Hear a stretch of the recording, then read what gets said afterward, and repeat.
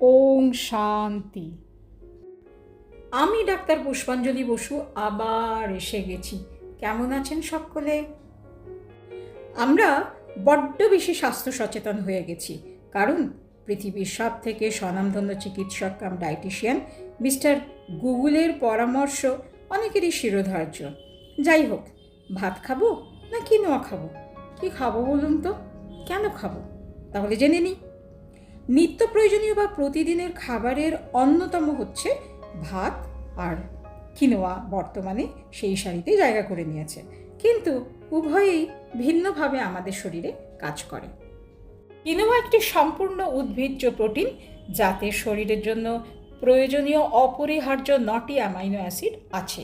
1 cup রান্না করা quinoa থেকে 8 গ্রাম পর্যন্ত প্রোটিন পাওয়া যায়। এটি সম্পূর্ণ গ্লুটেন ফ্রি।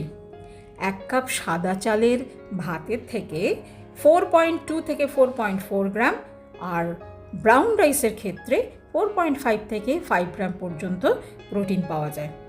জানেন কি, 1 কাপ সাদা চালের ভাতে 0.6 গ্রাম পর্যন্ত ফাইবার থাকে, আর 1 কাপ ব্রাউন চালের ভাতে 3.5 গ্রাম পর্যন্ত ফাইবার থাকে।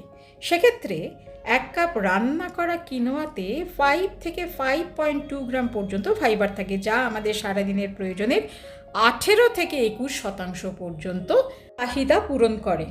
জেনে রাখা ভালো, ভীষণই গুরুত্বপূর্ণ তথ্য, কিনোয়ার গ্লাইসেমিক ইন্ডেক্স 53, সেই সঙ্গে পেট অনেকক্ষণ ভর্তি থাকে, ধীরে ধীরে হজম হয়। আর ভাতের ক্ষেত্রে গ্লাইসেমিক ইন্ডেক্স 73+, তাড়াতাড়ি রক্তে মিশে ব্লাড সুগার বাড়ায়। কিনোয়াতে তুলনামূলকভাবে যথেষ্ট ম্যাগনেসিয়াম, পটাশিয়াম, আয়রন ইত্যাদি প্রতিদিনের প্রয়োজনীয় মিনারেলস পাওয়া যায়।